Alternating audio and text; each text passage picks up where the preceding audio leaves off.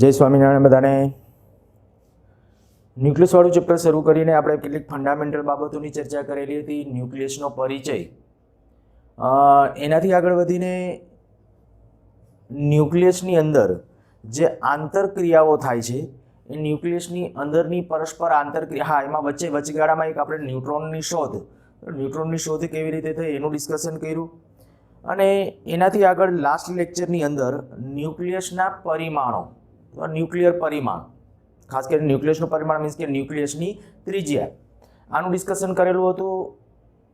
સાથે સાથે આઇન્સ્ટાઈનના દળ અને ઉર્જા સમતુલ્યતાનો સિદ્ધાંત E બરાબર ડેલ્ટા MC સ્ક્વેર, આનું કંઈક આપણે ડિસ્કશન કરતા હતા.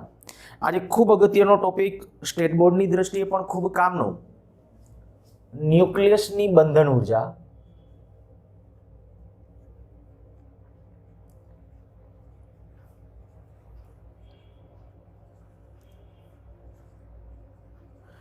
સ્ટેટ બોર્ડની દ્રષ્ટિએ પણ મેં કીધું એ પ્રમાણે પ્રશ્ન ખૂબ સારો છે, ક્વેશ્ચન પૂછી શકાય એવા પ્રકારનો ક્વેશ્ચન. આ અને આની સાથે આપણે આવશે ન્યુક્લિયર દીઠ બંધન ઉર્જા. બંને મુદ્દાઓ છે એ ખૂબ સારા છે, એટલે બંનેને એક્ઝામની દ્રષ્ટિએ વારે ઘણી પૂછાતા ક્વેશ્ચનમાંના ક્વેશ્ચન છે, એટલે ખાસ ધ્યાન રાખજો. જેમ પરમાણુમાં બંધન ઉર્જા છે, આપણને ખ્યાલ છે કે જ્યારે પરમાણુની અંદર સ્ટ્રક્ચર વિચારીએ ત્યારે વચ્ચે ન્યુક્લિયસ, એની આજુબાજુની પહેલી કક્ષા, આ બીજી કક્ષા, ત્રીજી કક્ષા. હાઇડ્રોજન પરમાણુ માટે વિચારીએ તો હાઇડ્રોજન પરમાણુની પહેલી કક્ષામાં જે ઇલેક્ટ્રોન્સ છે એની આયનીકરણ ઉર્જા જે છે એ જેની બંધન ઉર્જા થતી હતી. મીન્સ કે આયના ઇલેક્ટ્રોનને બહાર કાઢી મૂકવા માટે જે ઉર્જાની જરૂર પડે એની આયનીકરણ ઉર્જા હતી. એ હાઇડ્રોજન માટે મેં કીધું એ જ એની બંધન ઉર્જા ગણાય. કેટલી હતી તો તમને યાદ છે કે ભાઈ 13.6 EV.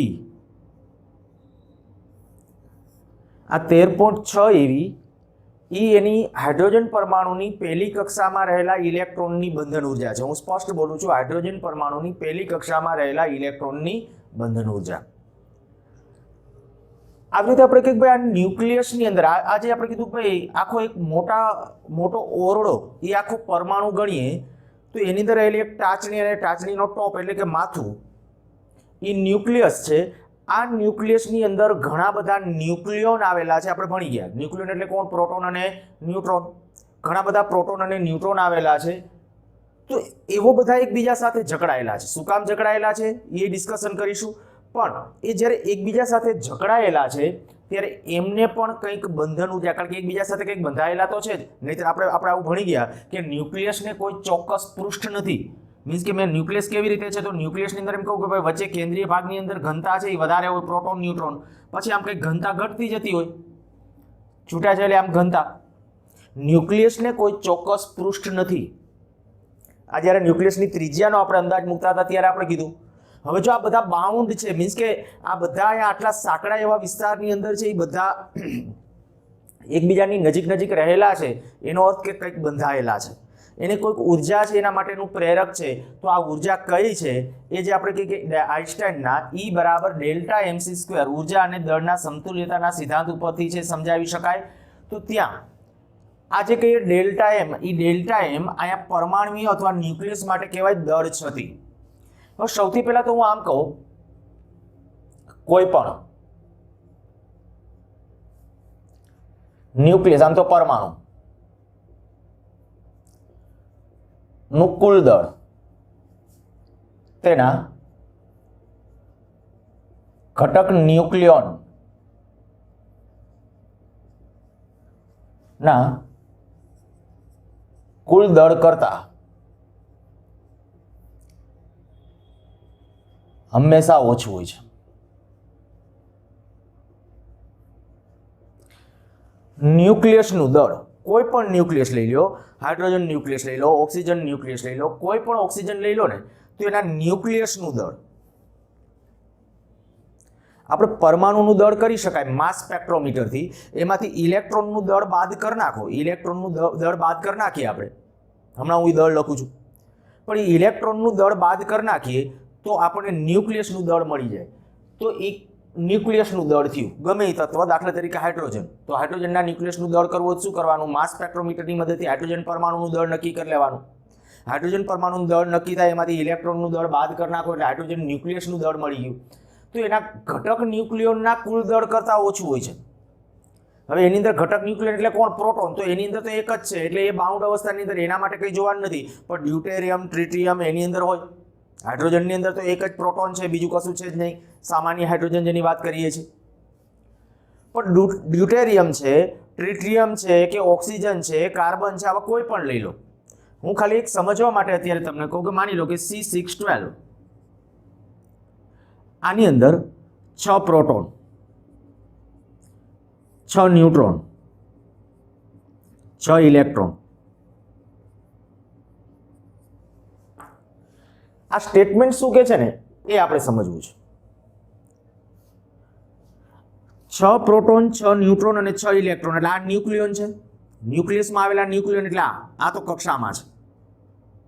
આને આપણે કન્સિડર નથી કરવાનું. પણ જ્યારે હું માસ સ્પેક્ટ્રોમીટરની મદદથી આ C612 નું દળ કરીશ એટલે જે દળ મને મળશે ને એ પરમાણુનું દળ હશે. કેનું? કાર્બન C12ના પરમાણુનું દળ હશે. એમાંથી મારે 6 ઇલેક્ટ્રોન જેટલું દળ બાદ કરી નાખવાનું. પછી જે વધ્યું એ કેનું દળ કહેવાય? તો કે C612ના ન્યુક્લિયસનું દળ વધ્યું કહેવાય. હવે C612ના ન્યુક્લિયસનું દળ જે તમે નક્કી કર્યું, માસ સ્પેક્ટ્રોમીટરથી નક્કી થયું, એ દળ એના ઘટક ન્યુક્લિયોન કોણ? તો કે આમાં 6 પ્રોટોન અને 6 ન્યુટ્રોન એ ન્યુક્લિયસના ઘટક ન્યુક્લિયોન છે. તો રિયલમાં તમે 6 પ્રોટોનનું દળ અને 6 ન્યુટ્રોનના દળનો સરવાળો કરો ને, આપણું લોજિક એવું દોડે કે ભાઈ 6 પ્રોટોન અને 6 ન્યુટ્રોનના દળનો સરવાળો કરો ને તો એ ન્યુક્લિયસનું જે કુલ દળ થાય એના જેટલું થવું જોઈએ, એના કુલ દળ જેટલું થવું જોઈએ. પણ જ્યારે ખરેખર એ પરિણામો જોઈએ ત્યારે એ પરિણામો છે ખૂબ આબેહૂબ હતા. એ પરિણામો ખૂબ વિચિત્ર હતા. જો હું આમ કહું, ધારો કે પરમાણુ XZA આ છે, તો આમાં પ્રોટોન કેટલા? પ્રોટોન થશે કેટલા? તો કે પ્રોટોનની સંખ્યા Z, ન્યુટ્રોનની સંખ્યા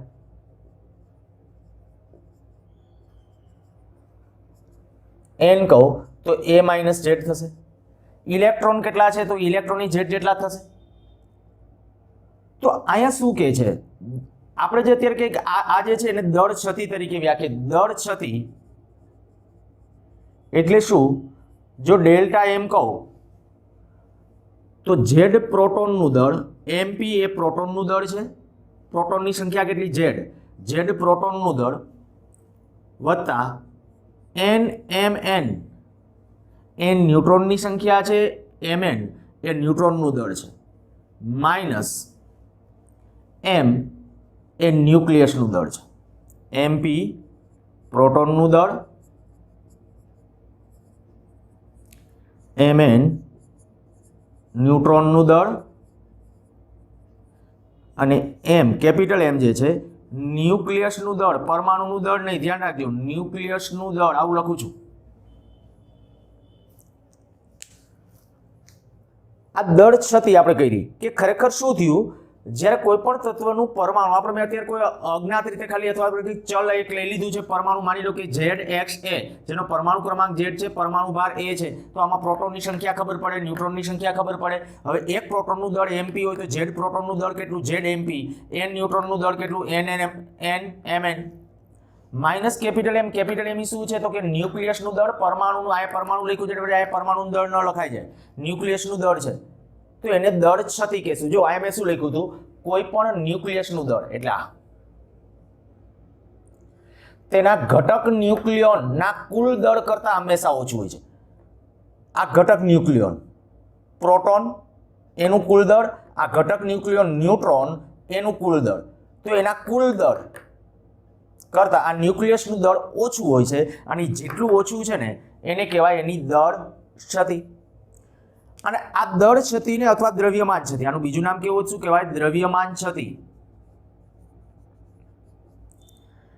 આ દળ છતી ને સમતુલ્ય ઉર્જાને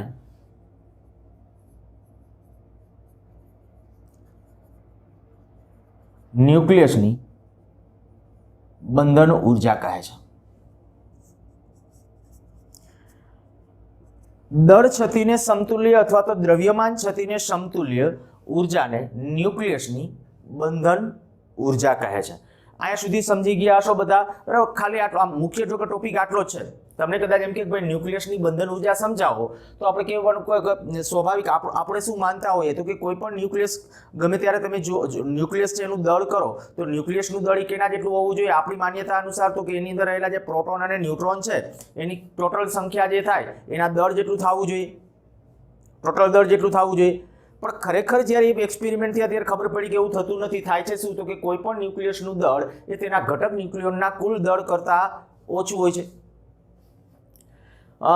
જ્યારે કુલ દળ કરતાં જેટલું ઓછું છે એને શું કહેવાય? દળ છતી. અને આ દળ છતીને સમતુલ્ય ઉર્જા એટલે શું કહેવાય?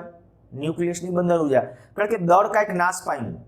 આનું ઇનડાયરેક્ટલી અર્થ એવો થાય કે દળ કાંઈક નાશ પામ્યું છે અથવા ઉર્જા કાંઈક નાશ પામીને દળમાં કન્વર્ઝેશન થયું છે તો જ આવું પોસિબલ બને. નહીતર ઉર્જા સંરક્ષણ તમે દેખીતી વાત છે. હું એમ કહું કે આ તત્વનો પરમાણુ લઉં, હવે એના પ્રોટોન અને ન્યુટ્રોન, જો પ્રોટોન અને ન્યુટ્રોન એ નોખા આવું તમે વિચારો છો કે આવું પોસિબલ છે? હું એમ કહું કે આ દાખલા તરીકે એક વિસ્તાર છે એટલે આ ન્યુક્લિયસ છે માની લો. હવે આની અંદર હું એક પ્રોટોન, દાખલા તરીકે એક પ્રોટોન અંદર નાખું છું, એક ન્યુટ્રોન નાખું, તો પ્રોટોનનું દળ હું અહીંયા લખી નાખું, પ્રોટોનનું દળ MP. પ્રોટોનનું દળ જો આપણે જોઈતું હોય તો પ્રોટોન એટલે આપણને ખબર છે એક સામાન્ય હાઇડ્રોજન ન્યુક્લિયસ.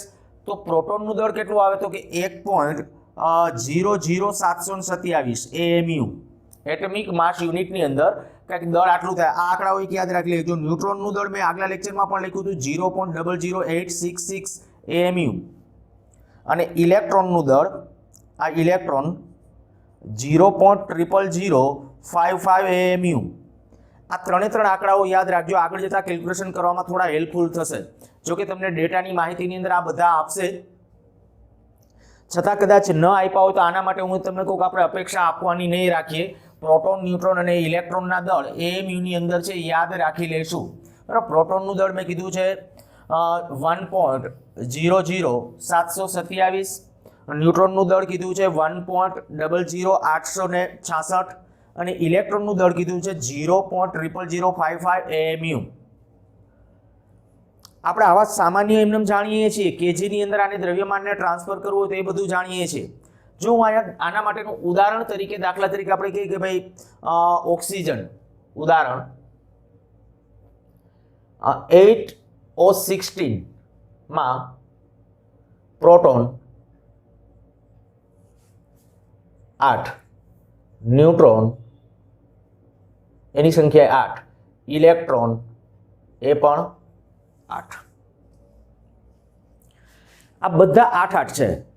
હવે જો આપણે ખરેખર આના પરમાણુનું દળ કરીએ, માસ સ્પેક્ટ્રોમીટરથી પરમાણુનું દળ કરીએ તો શું આવે છે અને પ્રેક્ટિકલી શું થવું જોઈએ?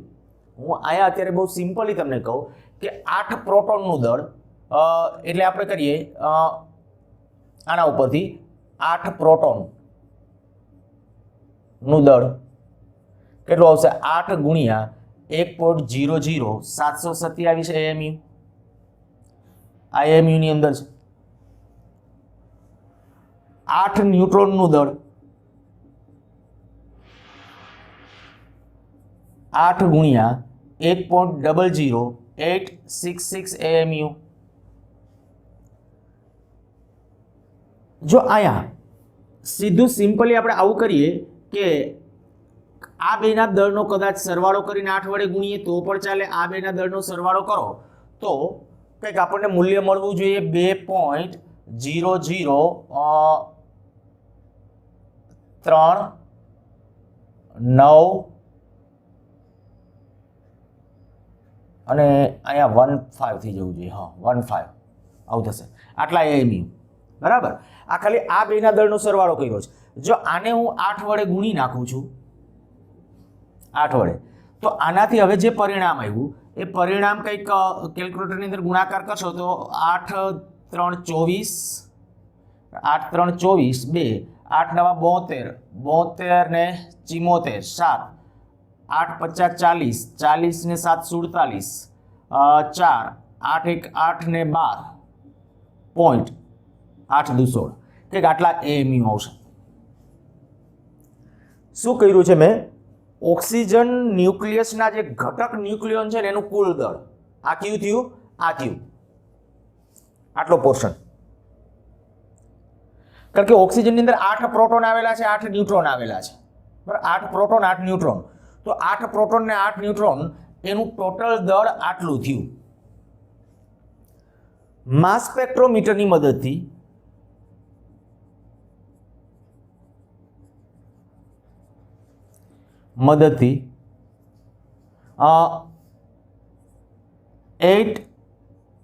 O16 નું દળ નક્કી કરતા તે 15.99493 AMU. છતાં ટેલી કરી લેજો ટેક્સ્ટબુકના આંકડા સાથે. અત્યારે મેં યાદ રાખ્યા છે ને હું બહુ જાજુ યાદ રાખી નથી શકતો, એટલે તમે છતાંય આંકડાઓ ટેલી કરી લેજો, બરાબર? કાંઈ સુધારો હોય તો કરી નાખવાનો. માસ સ્પેક્ટ્રોમીટરની મદદથી 15.99493 AMU કરતાં તે આટલું મળે છે. આમાંથી 8 ઇલેક્ટ્રોનનું દળ બાદ કરી નાખો તો હું એમ કહું કે ન્યુક્લિયસનું દળ એને કેપિટલ M કહું તો કેટલું થવું જોઈએ? તો કે 15.99493 માઇનસ 8 ઇલેક્ટ્રોનનું દળ. 8 ઇલેક્ટ્રોન, એક ઇલેક્ટ્રોનનું દળ કેટલું છે? 0.00055 AMU. ઓકે, AMU નથી લખતો ત્યાં. અને આવું જ્યારે કરીએ ત્યારે ફાઇનલી પહેલાં આનો ગુણાકાર કરી અને સાદુરૂપ આપશો તો કંઈક 15.99 પછી 0 અને પાછળ હજી આંકડા છે 52, 53 કે 54 એવું કંઈક છે. હું અત્યારે 53 આવું AMU બરાબર આવું લખી નાખું છું. તો આ જે એવું ન્યુક્લિયસનું દળ, મેં કીધું છતાં આ આંકડો ટેલી કરજો, ટેક્સ્ટબુકમાં જોઈ લેજો, કંઈક કરેક્શન હોય તો કરેક્શન કરી નાખજો. કારણ કે યાદ રાખ, પછી કેલ્ક્યુલેટર લઈને બેસવું પડે. તમારા પાસે સ્ટેટ બોર્ડની એક્ઝામ આપતા હશો ત્યારે કેલ્ક્યુલેટર હશે એટલે કેલ્ક્યુલેશન કરી લેવાનું. તો ન્યુક્લિયસનું દળ 15.99053 AMU. આ જે ઘટક ન્યુક્લિયોનનું કુલ દળ આવ્યું, ઘટક ન્યુક્લિયોનનું દળ આટલું આવ્યું, તો અહીં કહીશ, અહીં દળ છતી ડેલ્ટા M. તો એ ડેલ્ટા M શું આવે?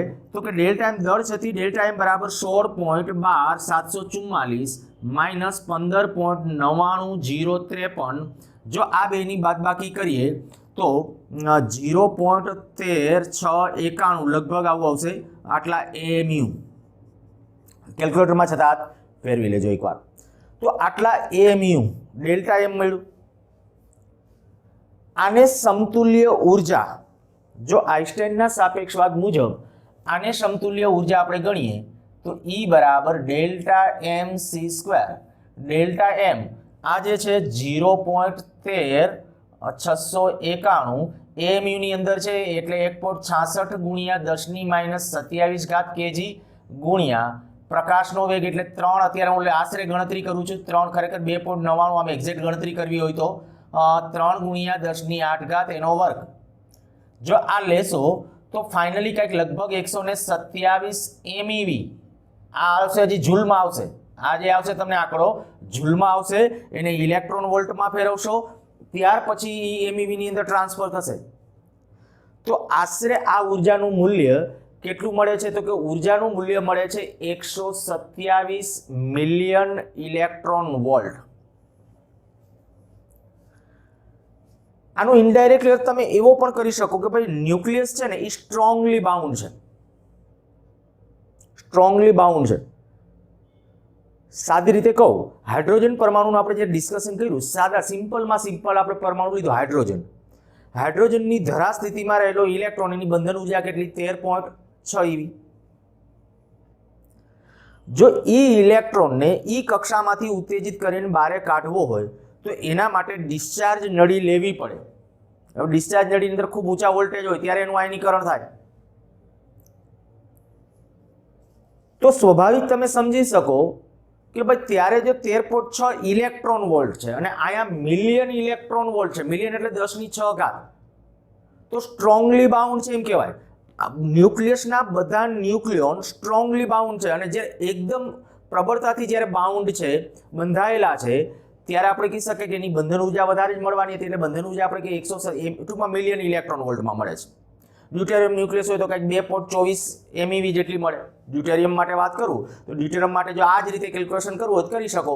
અહીંયા 2 પ્રોટોન આવશે, 2 ન્યુટ્રોન આવશે, 2 પ્રોટોન 2 ન્યુટ્રોન, અહીંયા બેના દળનો સરવાળો કરીને 2 વડે ગુણી નાખો એટલે આપણે કે એના ઘટક ન્યુક્લિયનનું દળ મળે. માસ સ્પેક્ટ્રોમીટરથી દળ નક્કી કરી અને જ્યારે કરી તે દળ છતી કંઈક એની આવે છે 0.0024 AMU દળ છતી. બરાબર, આ આંકડાઓ મને યાદ રહી ગયા છે એટલે હું તમને કહું કે આંકડાઓ, કારણ કે એમનો સીધા એમનો આ મૂલ્યો બધા જાણતા હોય માસ સ્પેક્ટ્રોમીટરની મદદથી અવલોકનો તો જ આવડે, નહીંતર ન ખબર હોય.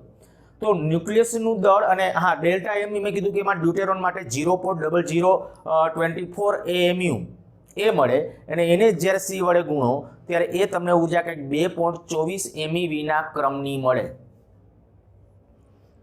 પણ અહીંયા દેખીતી વાત આ બધા ઉપરથી આપણે એક જ વસ્તુ સારાંશ આયા કેવું હોય તો કહી શકાય કે ભાઈ ન્યુક્લિયસની અંદર ન્યુક્લિયોન છે ને સ્ટ્રોંગલી બાઉન્ડ છે. આજે આપણે કીધું 8O16 એના ન્યુક્લિયસની બંધન ઉર્જા આટલી આવી 127 MeV, જે શું દર્શાવે છે તો કે એની અંદર પ્રોટોન અને ન્યુટ્રોનને જો મારે બધાને વિખેરી નાખવા હોય ને બધાને, તો કેટલી ઉર્જા આપવી પડે? 127 MeV. ઓક્સિજન ન્યુક્લિયસ છે, ઓક્સિજન ન્યુક્લિયસને આપણે ટૂંકમાં ઓક્સિજનનો એક પરમાણુ લીધો, એમાંથી ઇલેક્ટ્રોન પહેલા કાઢી જ નાખ્યા. માની લો કે આયનીકરણ કરી નાખ્યું એટલે ઇલેક્ટ્રોન વયા ગયા, બધા ઇલેક્ટ્રોન કાઢી નાખ્યા. હવે જે ન્યુક્લિયસ વધ્યું એ ન્યુક્લિયસની અંદર બધા ન્યુક્લિયોનને વેરવિખેર કરવા છે, પ્રોટોન અને ન્યુટ્રોન બધાને નોખા પાડવા છે, તો મારે કેટલી ઉર્જા આપવી પડે? 127 MeV જેટલી ઉર્જા આપવી પડે. બીજી રીતે હું એમ કહું કે જો તમારે 8 પ્રોટોન હોય 8 ન્યુટ્રોન હોય એને બાઉન્ડ કરવા હોય, એકબીજા સાથે બંધિત કરવા છે, બંધિત બનાવી તો ઓક્સિજન બની શકે, ઓક્સિજન ન્યુક્લિયસનું નિર્માણ થઈ શકે. કેટલી ઉર્જા આપવી પડે? 127 MeV જેટલી ઉર્જા આપવી પડે. 8 પ્રોટોન 8 ન્યુટ્રોન, આને તમારે એકબીજાથી દૂર મુક્ત અવકાશમાં એકબીજા સાથે છૂટા છવાયેલા છે. મુક્ત અવસ્થાના ઘટક ન્યુક્લિયોનનું જે કુલ દળ છે એ દળ છે એ આપણે કેમાં રૂપાંતરણ કરવું છે? ઉર્જામાં. અહીંયા દળનું ઉર્જામાં રૂપાંતરણ કહેવાય. કારણ કે જો અહીંયા આપણું સ્ટેટમેન્ટ શું હતું? કોઈ પણ ન્યુક્લિયસનું કુલ દળ તેના ઘટક ન્યુક્લિયોનના કુલ દળ કરતાં ઓછું હોય છે. તો હું તમને એમ કહું કે 8 પ્રોટોન 8 ન્યુટ્રોનનું જે કુલ દળ હતું એટલે મુક્ત અવસ્થામાં હતા ત્યારે જે દળ હતું, હવે એને જ્યારે હું બાઉન્ડ કરું, બાંધું છું, તો કેટલુંક દળ અદ્રશ્ય થાય છે. એ દળ શેમાં કન્વર્ટ થશે? ઉર્જાની અંદર. દળ છે એનું શેમાં રૂપાંતર થઈ જશે? ઉર્જાની અંદર. તો હું એમ કહીશ કે જ્યારે ઓલા ઘટક ન્યુક્લિયોન છે બધાને બાંધવા છે ને ત્યારે એના માટે તમારે કંઈક બહારથી ઉર્જા આપવી પડે.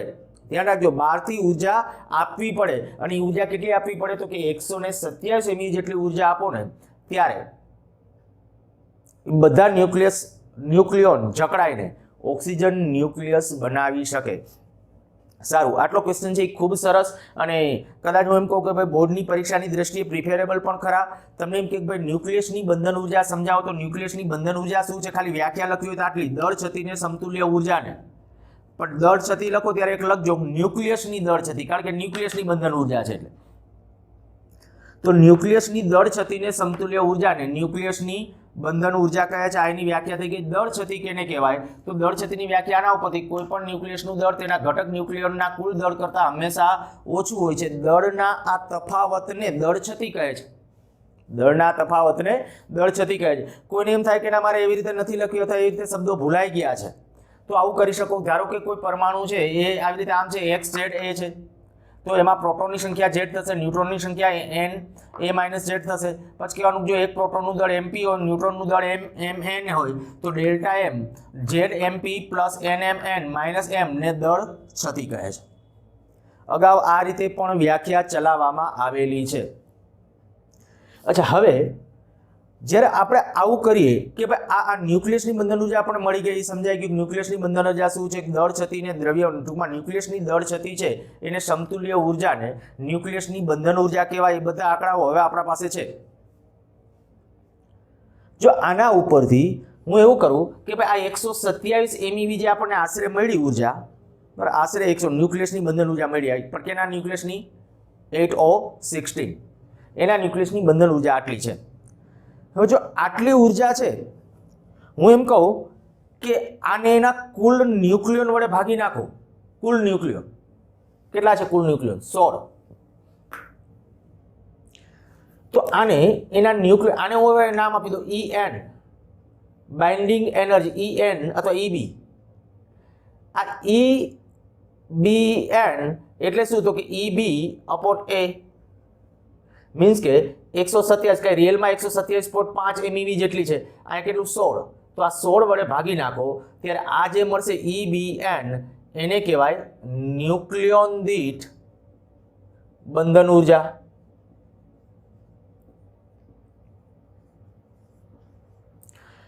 ખરેખર ન્યુક્લિયસનું બંધારણ અથવા સ્ટ્રક્ચર અથવા સ્ટેબિલિટી સ્થિરતા આ સમજવા માટે બંધન ઉર્જા કરતા ન્યુક્લિયોન દીઠ બંધન ઉર્જા છે ને એ બહુ અગત્યની છે. સાવ સિમ્પલ. આયા હું એમ કહું કે 127 MeV બંધન ઉર્જા છે, બીજું કોઈ એક ન્યુક્લિયસ છે એની બંધન ઉર્જા છે એ મેં કીધું કે ચાલો 200 MeV છે.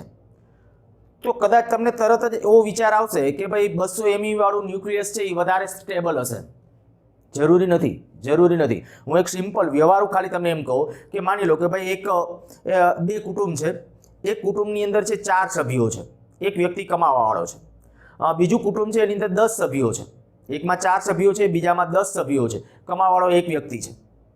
10 સભ્યો વાળો છે એમાંનો જે કમાવાવાળો એક વ્યક્તિ છે એ માની લો કે ભાઈ મહિને છે 1 લાખ રૂપિયાનો પગાર લઈ આવે છે. મહિને 1 લાખ રૂપિયાનો પગાર લઈ આવે છે. પણ 4 કુટુંબની વ્યક્તિ વાળો છે માની લો કે ભાઈ એ જે છે એ મહિને કદાચ 50,000નો પગાર લઈ આવે છે. મહિને 50,000નો પગાર લઈ આવે છે. હું આવું કહું છું. તો શું કહેશો? સ્ટેબિલિટી કયા ઘરની વધારે હશે? મીન્સ કે વધુ સ્થિર ઘર કયું હશે?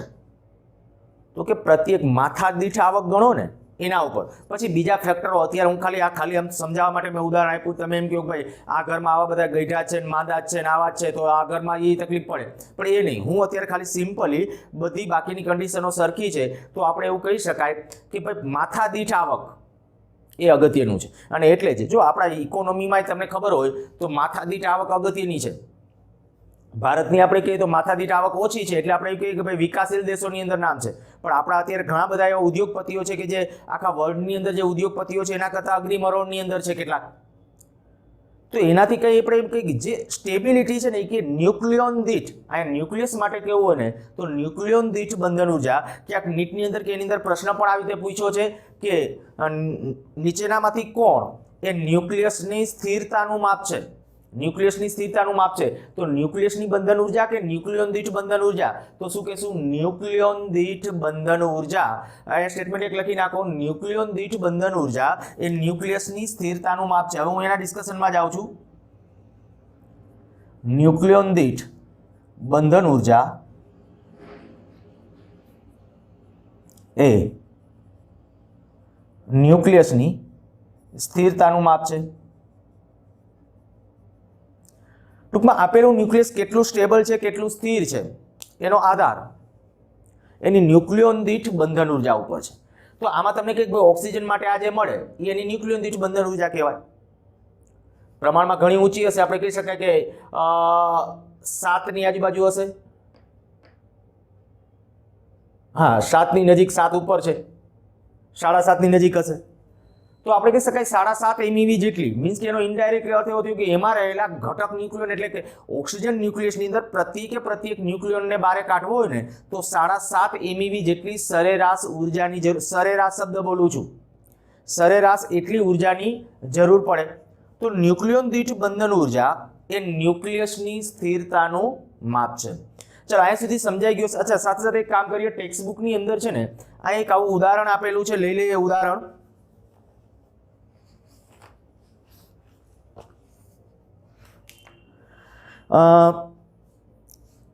ઉદાહરણ નંબર છે 13.3. ઉદાહરણ નંબર 13.3. એક એટોમિક માસ યુનિટને સમતુલ્ય ઉર્જા પ્રથમ જૂલમાં, એક એટોમિક માસ ને સમતુલ્ય ઉર્જા પ્રથમ જૂલમાં અને ત્યાર પછી એમઈવીમાં મેળવો. હવે એક એટોમિક માસ આ એમઈ પર આને સમતુલ્ય ઉર્જા આપણે શેમાં મેળવવાની છે? તો કે પહેલા જૂલમાં અને પછી એમઈવીમાં મેળવો. આ પરથી 8O16 ની દળ છતીને MEV પ્રતિ સી સ્ક્વેરમાં દર્શાવો. આખું મેં કરાવી દીધું એવું છે એટલા માટે મેં વચ્ચે અહીંયા લઈ લીધો છે. હવે આપણને ખબર છે E બરાબર શું થાય ડેલ્ટા એમ સી સ્ક્વેર. આ ડેલ્ટા એમ એટલે શું એક એમયુ, પણ એક એમયુ એટલે 1.66 ગુણ્યા 10 ની માઇનસ 27 ઘાત. આ શું કર્યું છે આ એમયુ ને આપણે ટ્રાન્સફર કરેલા છે. અચ્છા ટેક્સ્ટ બુક પ્રમાણે હું એમ કહું તો 1.6605 આવું લખ્યું છે 1.6605 ગુણ્યા 10 ની માઇનસ 27 ઘાત ગુણ્યા પ્રકાશનો વેગ 2.99792 458 હજી શ્યોરલી જવું હોય તો બરાબર 2.99792 458 ગુણ્યા 10 ની 8 ઘાત એનો વર્ગ. આ જ્યારે સાદુરૂપ તમે આપશો ત્યારે એ સાદુરૂપ આપવાથી આપણને જે આંકડો મળે છે એ આંકડો આની અંદર લખ્યો છે એ લખી નાખું છું. ઉર્જા આવી જૂલની અંદર 1.4924 ગુણ્યા 10 ની માઇનસ 10 ઘાત જૂલ. આટલા જૂલ આવી ગઈ આ ઉર્જા આપણને મળી. પછી એને ઇલેક્ટ્રોન વોલ્ટમાં ફેરવવી હોય તો આપણે ઈ વડે ભાગી નાખવાનું. કેટલા વડે ભાગી નાખશો 1.6 × 10⁻⁹ એના વડે ભાગી નાખશો એટલે ઉર્જા શેમાં મળી જશે ઈવી ની અંદર. અને ઈવી ની અંદર જે લખી છે 0.9335 ગુણ્યા 10 ની 9 ઘાત ઈવી આટલું મળે છે. તો આને એમઈવી માં ટ્રાન્સફર કરવી હોય તો આપણે કે 3 પોટ આમ કરીએ 10 ની 6 ઘાત તો 931.5 એમઈવી.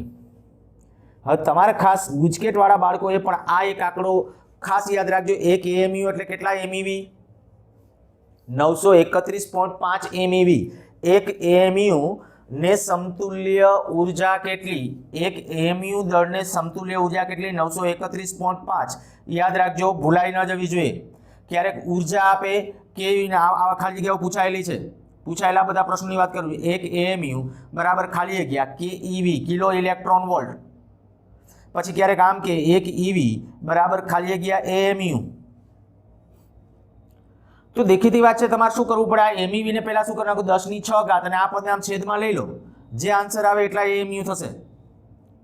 આ મારે અત્યારે લખવું તો આમ લખી શકું 1 ના છેદમાં અથવા 10 ની 6 આયા કારણ કે એમઈવી છે એટલે 10 ની કેટલી ઘાત થશે 6 ઘાત. એ છેદમાં 10 ની +6 છે તો અંશમાં કેટલી 10 ની -6 ઘાત એના છેદમાં કેટલું આવશે 931.5. સાદુરૂપ આપો ત્યારે જેટલા એએમયુ આવશે એટલા એએમયુ આન્સર તરીકે આવશે. તો એક એએમયુ એટલે કેટલા કેઈવી એક ઈવી એટલે કેટલા એએમયુ. આ જ રીતે કેજી ને આવા ગણતરી કરી રાખજો. 1 કેજી બરાબર કેટલા એએમયુ બરાબર કેટલા એમઈવી. આવી ખાલી જગ્યાઓ છે એ તમને પૂછી શકે છે બરાબર. એટલે આ એમસીક્યુ માટેના બધા ગુજકેટ લેવલના પ્રશ્નો ગણાય. 1 કેજી તો આપણને ખબર છે 1 એએમયુ એટલે કેટલા કેજી. તો 1 એએમયુ એટલે હમણાં આપણે ગણતરીઓમાં પણ લખ્યું હતું 1 એએમયુ એટલે 1.66 ગુણ્યા 10 ની -27 ઘાત કેજી. તો એનો અર્થ કે આટલા કેજી એટલે 1 એએમયુ. તો આટલા કેજી એટલે કેટલા એએમયુ એવું કરશો એટલે આ મળી જશે. અને પછી એને એમયુ માં ફેરવો તો 931.5. ખાસ આવા પ્રકારની સિમ્પલ ખાલી જગ્યાઓ આડા પરસ્પર ટ્રાન્સફોર્મેશન ના છે એ ધ્યાન રાખવા. એટલા માટે જ આમ તો અમે ઉદાહરણ અત્યારે તમને સમજાવ્યું છે બાકી બહુ સિમ્પલ છે. ઓકે 8O16 ની દળ છતી તો આપણે દળ છતી તો ગણી આયા 8O16 ની દળ છતી એણે એવું કીધું છે આ દળ છતી એમઈવી પ્રતિ સી સ્ક્વેરમાં દર્શાવો. એમઈવી પ્રતિ સી સ્ક્વેર એટલે શું થાય તો હું એમ કહું કે આ ઈ બરાબર ડેલ્ટા એમ સી સ્ક્વેર આ રીતે આમ છે. તો જો હું આમાં ડેલ્ટા એમ એને સૂત્રનો કરતા બનાવું શું થાય E/c સ્ક્વેર. હવે E એટલે શું ઉર્જા. તો ઉર્જા તમારે ટ્રાન્સફોર્મેશન કરવું હોય ઉર્જામાં તો આપણે આમ કરી શકાય 0.13691 આ એએમયુ ગુણ્યા 931.5 આ એમઈવી આવી ગયું હવે છેદમાં સી સ્ક્વેર. તો આ જવાબ આવી જશે. શું કર્યું છે આ ધ્યાન રાખજો. એટલે એમઈવી પ્રતિ સી સ્ક્વેરમાં દર્શાવો એટલે બીજું કંઈ નહીં જે તમને આ એએમયુ ની અંદર હોય ને એને 931.5 વડે ગુણી નાખો એટલે જે તમારી દળ છતી આવશે એ શું થઈ એટલે ટૂંકમાં આવું કરવાનું છે તમારે. ડેલ્ટા એમ એટલે શું થાય E/c સ્ક્વેર. E એટલે ઉર્જા. તો કે આને ઉર્જામાં ટ્રાન્સફર કરવું હોય શું કરવું પડે જો આટલા એએમયુ છે આટલા એએમયુ તો એને 931.5 વડે ગુણી નાખો તો એ શેમાં ટ્રાન્સફર થઈ જશે એમઈવી ની અંદર. એટલે આ ઉર્જા થઈ ગઈ. તો ઉર્જા એના ભાગ્યા સી સ્ક્વેર આ સી સ્ક્વેર એમને છેદમાં રહેશે તો આ દળ છતી જ છે. ટૂંકમાં આટલી આ અંશમાં રહેલી ઉર્જા છે અને આખું પદ ધ્યાનમાં રાખો c² સાથેનું, તો એ શું છે આપણા માટે દળ ક્ષતિ થઈ ગઈ. સારું, ચલો આ પૂછી નાખું છું.